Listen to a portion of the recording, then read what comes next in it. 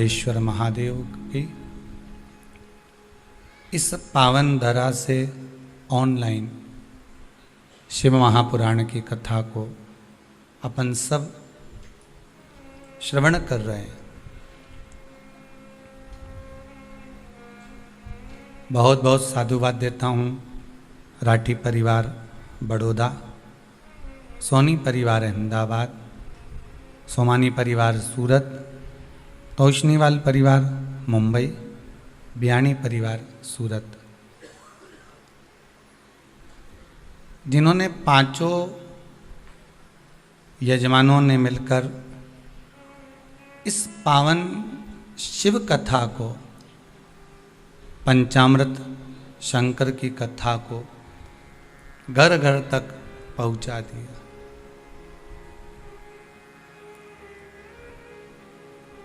आज संपूर्ण विश्व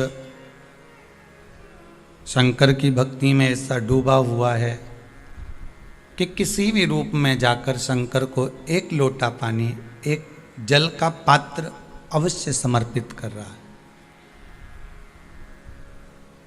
और सबसे ज़्यादा खुशी की बात तो यह है कि जिन शंकर के मंदिरों में ताले लगे मिलते थे, आज वो संपूर्ण विश्व के भले छोटा मंदिर हो चाहे बड़ा मंदिर हो, सबके दरवाजे खुल गए और लोग वहाँ अधिक से अधिक मात्रा में जाकर दर्शन कर रहे हैं।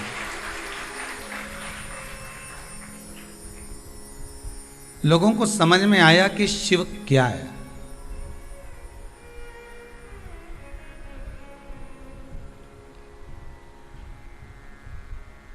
दुनिया के लोगों को यह ज्ञात होना चाहिए कि शंकर है क्या।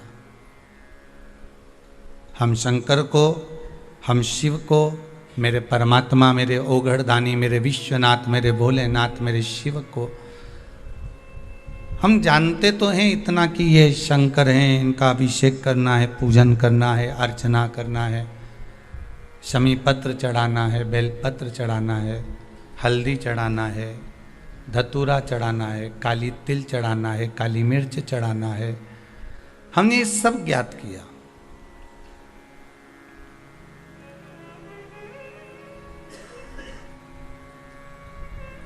गेहूं के दाने, चने की दाल, मूंग के दाने, गन्ने का रस, फल का रस, नारियल का पानी शिव को समर्पित होता है। सबको मालूम था कि सब कुछ भगवान को चढ़ता है, पर यह ज्ञात नहीं हो पाता था कि इसके चढ़ाने से ये फल हमको अधिक मिलेगा।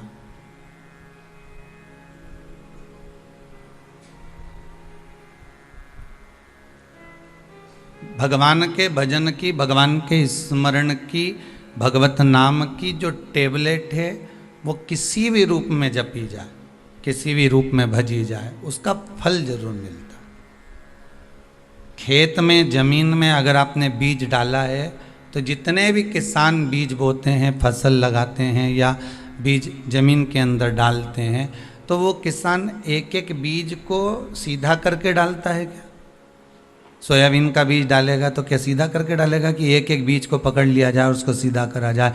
गेहूं के दाने को सीधा रखा जाए तो अच्छा उगेगा, मूंग को सीधा रखा जाए तो एक एक पूरे खेत में इतने बीज जब डाले जाते हैं तो वहाँ देखा नहीं जाता कि बीज उल्टा डला, सीधा डला, अर्थात कैसा उसको जमीन के अंदर डाला गया है उसको नहीं देखा गया। और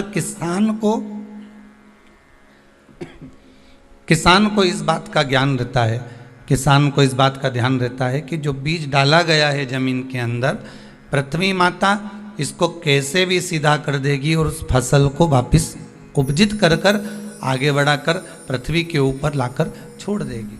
बीज उल्टा था, सीधा था, उससे कोई मतलब नहीं।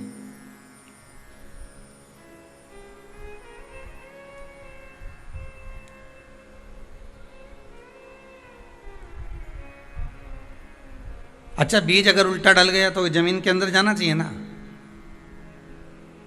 जो पौधा लगेगा, जो फल लगेगा वो जमीन के अंदर जाए, पर जाएगा क्या? निकल कर कहाँ ना ऊपर ही आएगा। बीज उल्टा डाला जाए चाहे सीधा डाला जाए, फसल सम्मुख में ही प्रकट होती है, हमारे सामने ही आती है। उसी तरह शंकर का नाम, राम नाम, कृष्ण नाम, भगवान का नाम तुम किसी भी रूप में जप लो, तुम्हारी मर्जी पड़े जैसे जपो, तुम्हारी मर्जी पड़े जैसे भजन करो, तुम्हारी मर्जी पड़े जैसे स्मरण करो, तुम जितना करो जैसे करो तुम्हारा मन है, पर उसका जो फल है ये पक्का है। जैसे जमीन के अंदर बीज डाला, उल्टा सीधा डाला, पर प्रगट सामने होता है, उसी तरह तुम कैसे भी भजो भगवान प्रगट तुम्हारे सामने ही होता है, ये सम्मुख में आता है। आप कैसे डाल रहे हैं बीज को, उसकी महत्वता है कि मुख में हो राम नाम, राम सेवा हाथ में, तू अकेला नहीं प्यारे राम तेरे साथ में। जिंदगी की बागडोर हाथ दीना नाथ के, वह महलों में राखे चाहे झोपड़ी को वास दे। सीताराम सीताराम सीताराम कहिए, जाई विधि राखे राम ताई विधि। इसमें एक भजन में एक लाइन अच्छी है कि किया अभिमान तो फिर, क्योंकि दुनिया की लोगों की आदत है इधर झांके उधर झांके, बाहर झांके अंदर झांके, घर में भी काम करती करती 2 बार तो बाहर झांक के आ ही जाए। काम घर में कर रही है, मल्टी में रह रही है, पर जाके खाना बनाती बनाती भी झांक कर आ जाएगी थोड़ी देर में। अब भी आई और रोटी बस तवे से उतारी और बाहर जाकर झांक की आई। खिड़की से भी भोजन बनाती बनाती झांकती रहेगी। कोई काम करे तो 50 बार झांके, टीवी भी देख रही है तो 50 बार अखबार पढ़ती पढ़ती झांक ले, अखबार पढ़ती, मोबाइल चलाती चलाती भी झांक रही है। अच्छा एक बात समझ में नहीं आई, ये सारी दुनिया में झांके पर अपने भीतर क्यों नहीं झांके रहे?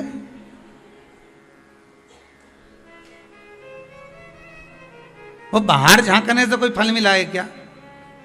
अभी तक किसी को बाहर झांकने से कुछ मिला हो तो जरूर बताना। इधर उधर झांकने से कुछ मिला क्या? नहीं। अपने भीतर अगर झांक लेता, अपने भीतर अगर एक बार झांक कर देख लेता, तो ये विश्वास मानो शिव महापुराण का, जब हम अपने अवगुण देख लेते हैं, हम अपने अवगुणों को निकालकर सामने प्रस्तुत कर देते हैं, तो ये पक्का है कि भगवान भी माफ कर देता है और कुछ अच्छा कर देता है। हमारे अवगुण हमारे सम्मुख में आ जाए।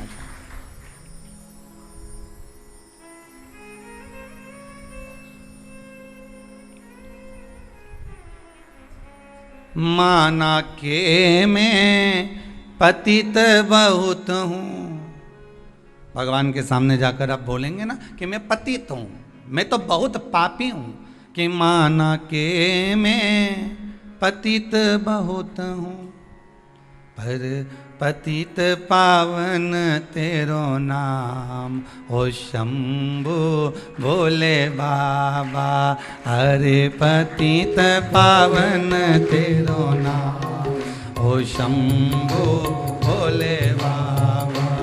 अरे पतित पावन तेरो नाम, ओ शंभु भोले बाबा। अरे पतित पावन तेरो नाम, शंभु भोले बाबा। अरे पतित पावन तेरो नाम, ओ शंभु भोले बाबा। अरे पतित पावन तेरो नाम, ओ शंभु भोले बाबा। मेरे गिनियो ना अपराध, ओ शंभु भोले बाबा। मेरे गिनियो ना अपराध, ओ शंभु भोले बाबा। मेरे गिनियो ना अपराध, ओ शंभु भोले बाबा।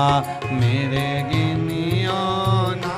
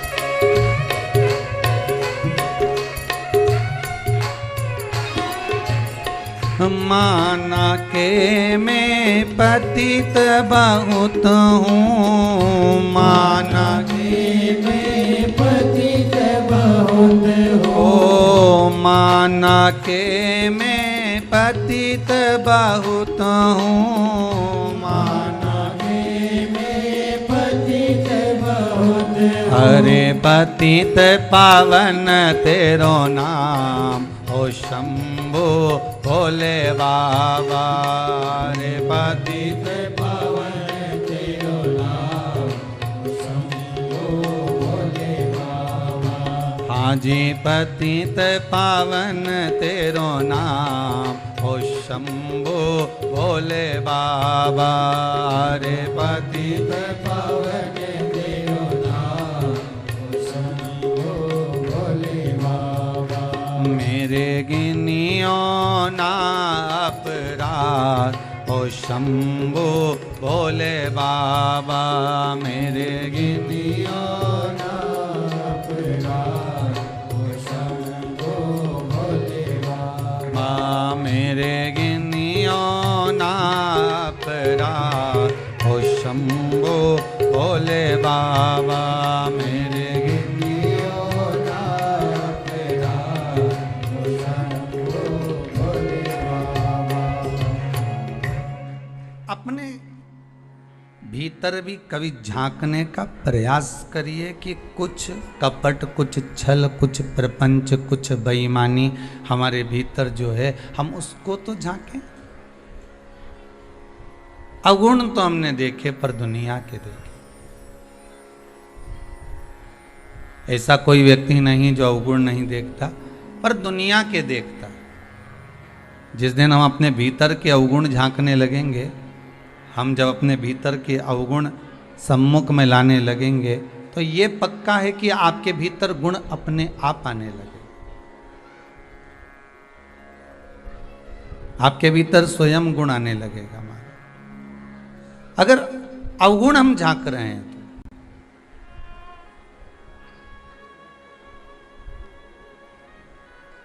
महाराज किसी ने बड़ा सुंदर कहा है, अगर नाथ देखोगे अवगुण हमारे, तो फिर हम कैसे लगेंगे भव से किनारे। संपूर्ण मनुष्य का जो शरीर है, मानव की जो देह है, वह अवगुणों से तो भरी है। आज एकादशी है, 5 कर्मेंद्री, 5 ज्ञानेंद्री और 1 मन, ये 11 इंद्रियों को वश में करने का महीने भर में 2 बार एकादशी आती है, शुक्ल की, कृष्ण की। और दोनों एकादशी का एक ही बात कहती है कि आप अपनी इंद्रियों को वश में करिए, 5 कर्मेंद्री को, 5 ज्ञानेंद्री को और 1 मन को। और बहुत सुंदर बात की, अगर इन 10 इंद्रियों को वश में नहीं कर सकते, 5 कर्मेंद्री को भी वश में नहीं कर सकते, 5 ज्ञानेंद्री को भी वश में नहीं कर सकते, तो एक इंद्री बता दी, वो है मन। इस मन को थोड़ा सा साध लीजिए, भगवान के चरणों में ले जाकर छोड़ दीजिए, भगवान उस इंद्री को साधेगा, तो बाकी की जो इंद्रियां हैं वो अपने आप संवर जाएगी, अपने आप। एक इंद्री अपने मन की,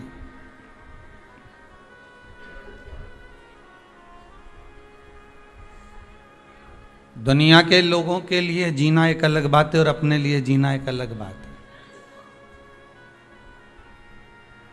स्वयं के लिए जियो, पर भक्ति के साथ जियो, स्मरण के साथ। आप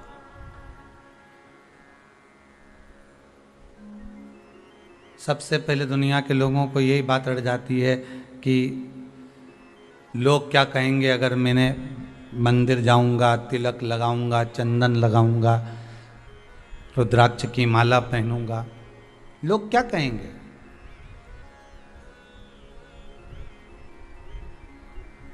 देखो दुनिया के लोगों का तो आदत पड़ी हुई है, पहले दिन दुनिया के लोग हंसेंगे, दूसरे दिन ताना देंगे, तीसरे दिन गाली देंगे, चौथे दिन अपशब्द बोलेंगे, पांचवें दिन जो भी बोला सब भूल जाएंगे।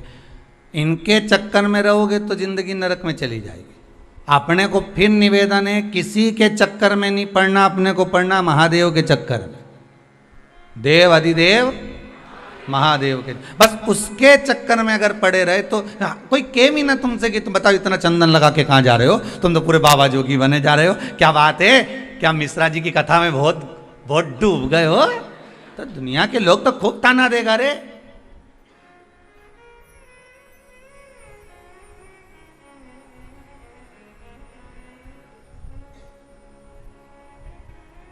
कई लोग कहेंगे इन पे भी रंग चढ़ गया महादेव का, तो कह देना हम तो बहुत दिन से ढूंढ रहे थे कि कोई रंगरेज मिल जाए। कथा में बताया था ना, रंगरेज हमारे गांधी रोड पे था पहले सीहोर में, और कपड़ा ले जाओ नहीं तो रंग के दे देता था, और ऐसा रंगता था, ऐसा रंगता था वह कपड़ा के कि वह कपड़ा पे ऐसा कलर चढ़ाता था कि बाल्टी में दूसरा कपड़ा गला ही नहीं सकते थे, क्योंकि उसका कलर दूसरे पे चढ़ जाता था। बस अगर तुमसे कहनी कि बताओ कहाँ का रंग चढ़ गया, तो कहते ना वो देवाधिदेव महादेव का चढ़ा है। ऐसा कपड़ा रंगा, ऐसा रंगा, वो एक की रंग में ऐसा रंगाया कि पूरा विश्व उसी रंग में देव अधिदेव महादेव के रंग गया। बस शंकर के रंग में एक बार जो रंग गया उसने 50 को रंगा दिया। बस यही क्रम है हमारा, 50।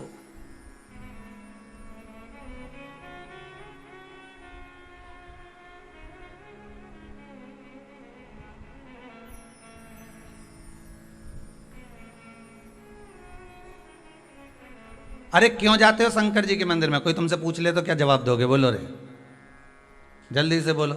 जितने आस्था के सामने बैठे हो, कथा सुन रहे हो, फेसबुक यूट्यूब पर श्रवण कर रहे हो, जितने भी कथा का रसपान कर रहे हैं, दिल से बोलो। अगर कोई तुमसे पूछ ले मंदिर काय के लिए जाते हो तो क्या जवाब दोगे? अरे महाराज भगवान की पूजन करने जाते हैं, दिया लगाने जाते हैं, आरती करने जाते हैं, भगवान को दोक लगाने जाते हैं, भगवान को प्रणाम करने जाते हैं, भगवान को नमन करने जाते हैं। अच्छा, पर शिव पुराण तो कहती है कि मंदिर क्यों जाया जाता है, किस लिए जाते हैं? तो कहा मंदिर केवल भगवान को तुम नमन करने नहीं जा रहे हो, भगवान को प्रणाम करने नहीं जा रहे। प्रणाम तो तुम घर के मंदिर में भी कर लेते हो। बोलो तो सही है कि गलत है? घर के मंदिर में भी नमन कर लेते हो, फिर मंदिर क्यों जा रहे हो?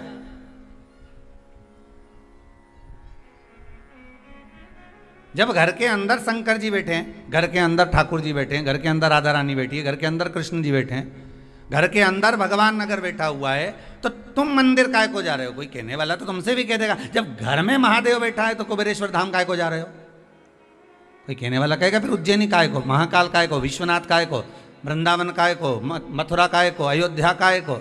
दुनिया के लोग कहने वाले तो तुमसे कोई भी प्रश्न कर देगा कि जब घर में भगवान बैठा हुआ है तो यहां जाने की जरूरत क्या है? क्या जरूरत है?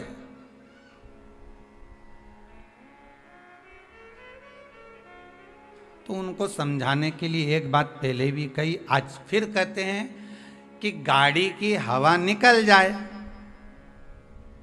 तो तुम किसी से पूछो कि भैया हमारी गाड़ी की हवा निकल गई है। अच्छा, तो फिर हवा कहाँ मिलेगी?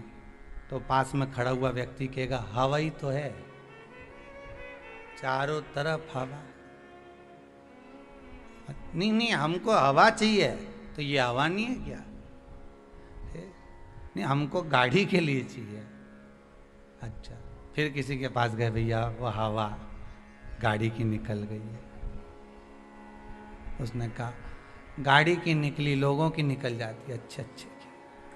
अच्छे अच्छे की हवा निकल जाए और हवा निकल गई तो आदमी किसी काम का नहीं बचा। अब यहाँ तो तुम गाड़ी की बात कर। अब कोई तुमको इतना ज्ञान दे कि बताओ हवा यहाँ, हवा वहाँ, हवा ऐसी, हवा वैसी। अब यहाँ तुम्हारा मन मानेगा, तुम्हें तो गाड़ी के लिए चाहिए। फिर तुमने कहा अरे भैया गाड़ी में हवा चाहिए पहिया में भरने के लिए। फिर उसने कहा वो सामने मशीन लगी है, वहाँ चले जाओ। मशीन वाले के यहाँ गए, उससे कहा हवा डाल दीजिए। उसने पाइप पकड़ा, हवा डाली, हवा भरा गई, गाड़ी चल दी। बस चली कि नहीं चली? उसी तरह भगवान तो घर में भी है, भगवान तो तुम में भी है, परमात्मा तो कण कण में समाया है। कंकर कंकर में शंकर समाया है। पर मंदिर तीर्थ इसलिए जाया जाता है कि वहां पर मशीन लगी है हवा भरने की। एक बार भराई कि गाड़ी दौड़ गई। एक बार अगर भरा गई हवा अच्छे से तो अब गाड़ी इंदौर तक नहीं रुके।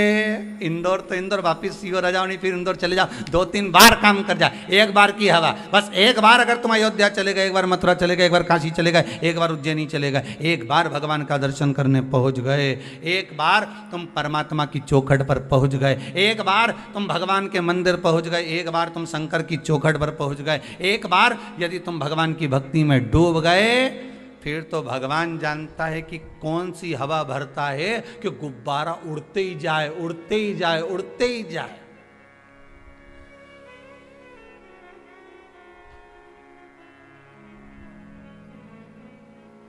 पतंग उड़े आकाश माने डोर थारा हाथ मां, ओ शंभो मारी पतंग ऊंची राखना, भोले बाबा मारी पतंग ऊंची राख।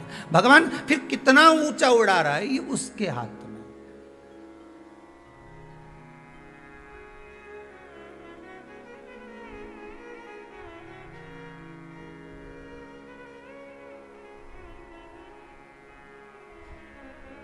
आज इंदौर से कोई एक बालक आया हुआ था, गया शायद, दिख नहीं रहा, तो वो कह रहा था, हमने पूछा कैसे आना हुआ, बस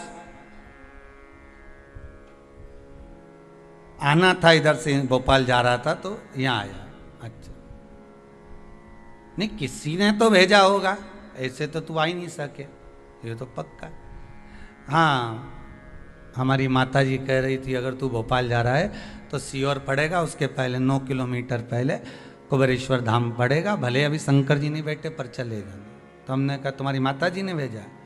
हाँ।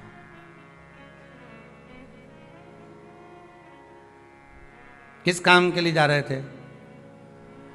डॉक्टर को दिखाने जा रहे हैं भोपाल। अच्छा, उनसे समय लिया हुआ, तो फिर यहाँ काहे को आ गए? बस हमने कहा एक बार यहाँ से मिलते हुए चले जाए। तो फिर डॉक्टर का समय कितनी बजे का है?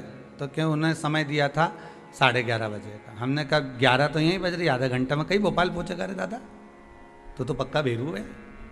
और यहाँ आधा घंटा में कोई भोपाल पहुंचे तो, और भोपाल भी जाए तो डॉक्टर के दरवाजे तक तो पहुंचेगा, कैसे चले जाएगा?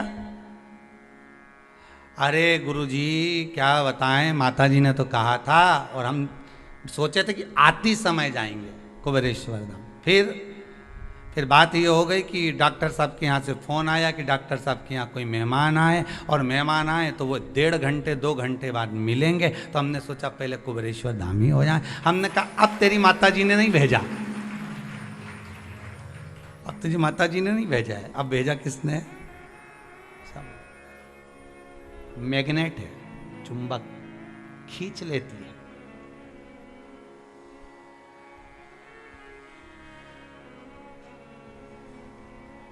शिव वो मैग्नेट है, शंकर वो चुंबक है जो एक बार शिव महापुराण की कथा में रम गया, एक बार शंकर की कथा में अकेला लग गया, अकेला। उसने एक बार चुंबक से लगवा दिया, फिर ना जाने कितने लोग उससे लग गए, उससे चिपक एक बार। दुनिया क्या कहे हमें उससे मतलब नहीं होना चाहिए, बस इतना याद रखो कि मेरा देव अधिदेव महादेव कैसे रहे। दुनिया के लोग कहेंगे चंदन लगा लिया, दुनिया के लोग कहेंगे बताओ त्रिपुंड लगा लिया, दुनिया के लोग कहेंगे कहाँ अंधविश्वास में पड़े हो, कोई कथा भागवत सत्संग स्मरण से कुछ होता है क्या? क्यों नहीं होता?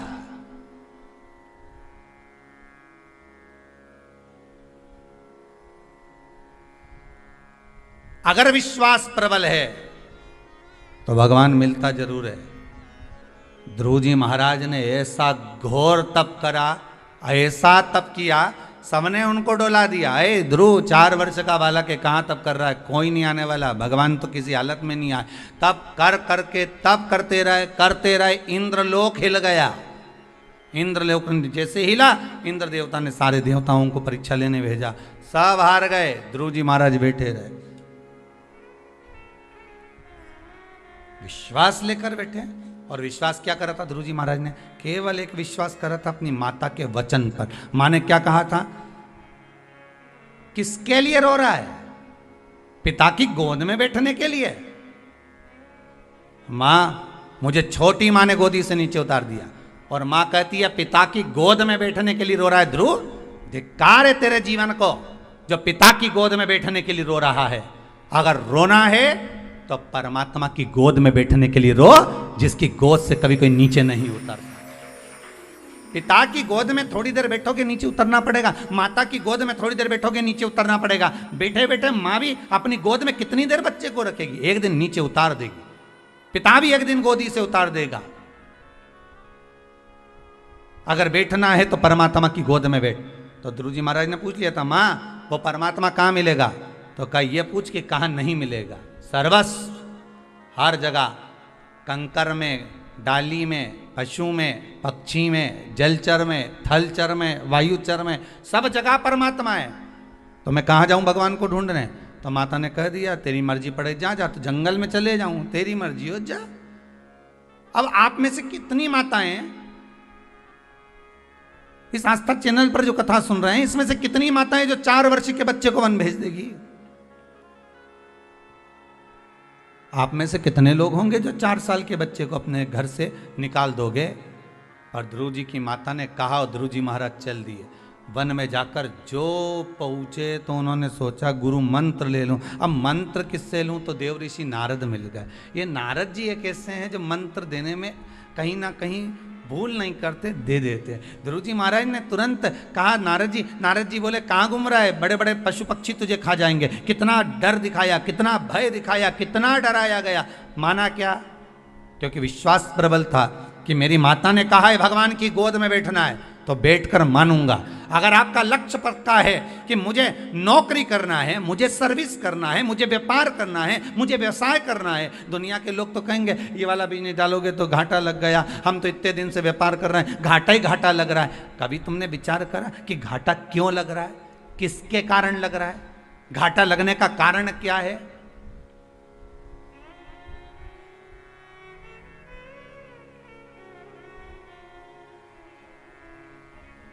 क्यों कर्जे में डूबते जा रहे हो? क्यों घाटे में जा रहे हो? घाटा लगने का कारण क्या है? कर्जा होने का कारण क्या होता है मालूम है आपको? कर्जा होने का कारण यह है अपनी शान सत्ता को, अपनी शोहरत को दुनिया तक ले जाकर दिखाना, अधिक खर्च करना, जोड़ना कम, कमाना कम, और खर्च अधिक कर्जे का कारण। कई लोग कहते हैं गुरुजी हमने तो हमारी बेटी की शादी करना थी इसलिए कर्जा हो गया। बेटी ने कहा था कर्जा करो? जो लड़के वाले धन मांगे, क्यों दो बेटी ऐसे घर में कि कर्जा करना पड़े? बेटी के भाग्य में अगर सुख लिखा है तो सुख मिलेगा, उसके किस्मत में दुख लिखा है तो दुख मिलेगा। अच्छा खूब पेट्रोल पंप देखा, गाड़ी देखी, बंगला देखा, भाग्य में भी तो गाड़ी बंगला होना चाहिए, भाग्य में भी तो पेट्रोल पंप होना चाहिए, भाग्य में भी तो जमीन जायदाद होना चाहिए। वो कहां से लेकर आओगे? कर्जा हो गया तो हो जाने दो। तो भी कथा कह रही है व्यापार में घाटा जा रहा है, तो भी कथा कह रही है घबराना नहीं है अपने को, बिल्कुल नहीं घबराना अपने। ऐसा कोई मनुष्य संसार में दिखा दो जिसको दुख नहीं हो, जिसको दुख नहीं हो। एक संत तालाब के किनारे बैठकर तप कर रहे हैं, उनको दुनिया के लोग कहते कितना जोरदार संत है, इसको कोई दुख नहीं है। वो तप कर रहा था, वहीं पे एक बगुला आ गया मछली को पकड़ने के लिए।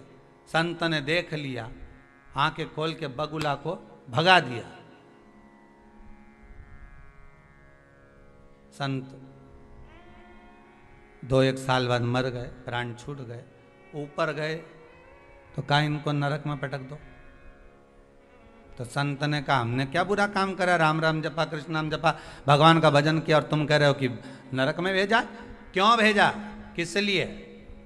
तो कहा बगुला का व्रत था, 1 महीने से उसने भोजन नहीं किया था, उसका भोजन वहीं पर लिखा हुआ था, उसको वो मछली पकड़ना थी, खाना थी, पर तुमने भगा दिया, इसलिए तुम्हें नरक भोगना पड़ा। ठीक है।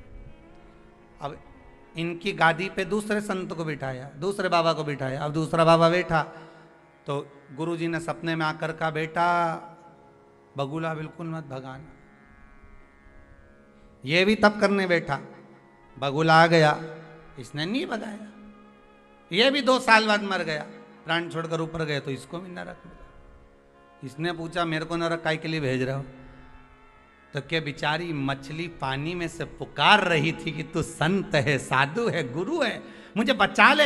एक जरा सी ताली बजाता तो बगला भाग जाता, पर तूने सामने देखकर भी मछली का भक्षण करवाया, इसलिए तुझे नरक भेजा।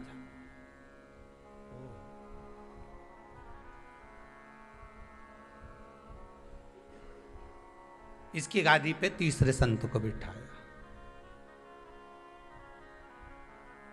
ये भी तब करने गया। एक रात्रि पहले इनके गुरुजी ने भी कह दिया, चक्कर में मत पड़ना, बगुला के चक्कर में हम दोनों नरक में बेटा, चिंता मत करना, ना भगाना ना खाने देना। जैसे ही बगुला आए तो आंख बंद करके राम राम गा, बस कुछ मत कर। यही शिव पुराण की कथा कहती है। उसने ना तो बगुला आया भी, ना भगाया, ना खाने दिया, वे तो बैठा भजन करता रहा, स्मरण करता रहा। वो आया चले गया, अपना काम करेगा। जो ललाट पर लिखा, बगुले को जैसा लिखा होगा वो परमात्मा ने लिख दिया, पर तुम्हारे भाग्य में तो लिखा है ना कि तू विश्वास कर कर भगवान का भजन तो कर, स्मरण तो कर। एक बार उससे नयन तो मिला, एक बार मेरे शंकर के सामने जाकर बोल तो सही कि हे महाकाल, आज मैं दुखी हूं, तू परमात्मा से एक निवेदन तो कर। बस तुम लोग तो बगुला भगाने में लगे हो। कर्जा हो गया, कर्जा हो गया, अब कर्जा हो गया, फिर व्यापार नहीं चल रहा, व्यापार नहीं चल रहा। अब सारी दुनिया में डोंडी पीटी आओगे तो कोई व्यापार चलेगा क्या? बोलो तो सही। कितना भी जोरदार जोरदार वो, फिर वो कल वाली कथा आ गई, कितनी भी कील ठोक लो, चाहे वो धागा मागा ठोक लो, कुछ होएगा? ये माथा शंकर के आगे ठोक लो। कल कहा था बहुत, फिर देखो चूके कि नहीं चूके। ये तो ठोके नहीं,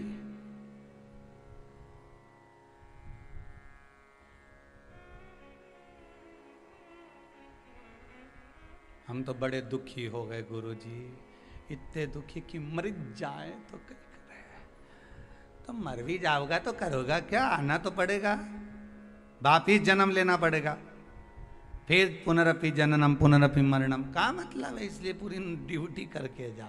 उसने दुख दिया है ना, उसने दिन ऐसे दिए हैं ना, काय की चिंता करना? समय आएगा, विश्वनाथ पर भरोसा रखना, श्री शिवाय नमस्तुभ्यम का जाप करना। ज़्यादा दुख हो इस हृदय में तो जो रुद्राक्ष तुम्हारे पास में रखा हो, कैसा भी हो, कैसा भी हो। अब कई लोग कहते हैं महाराज जी ये रुद्राक्ष प्लास्टिक का है क्या, ये असली है क्या, ये नकली है क्या? आधे से ज्यादा लोग तो संशय में पड़े हैं।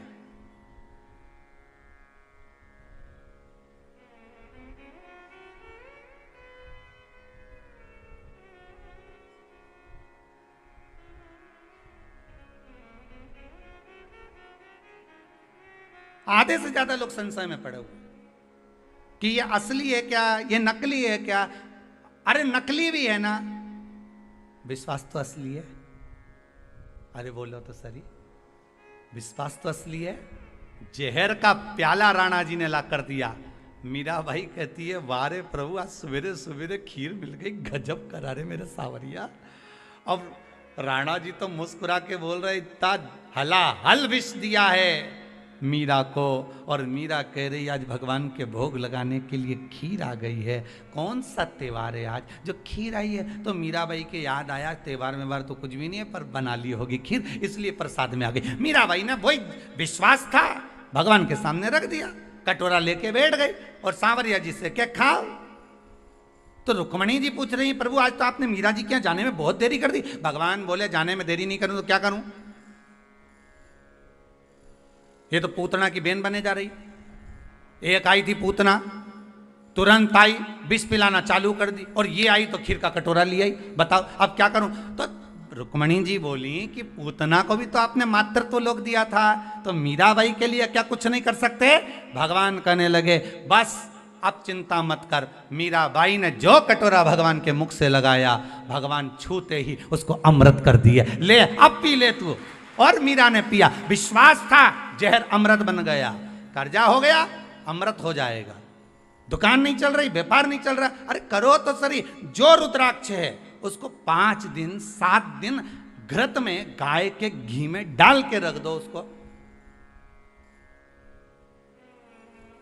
गौ माता के घी में डाल के तो रखो उस रुद्राक्ष को।